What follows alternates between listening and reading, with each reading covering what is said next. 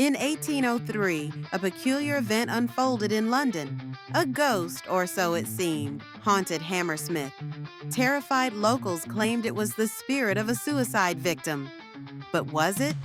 One night, Francis Smith, a watchman, took matters into his own hands. He shot a figure he believed was the ghost. Shockingly, it was a bricklayer named Thomas Millwood. Dressed in white, this tragic mistake led to a historic trial, questioning self-defense against the supernatural.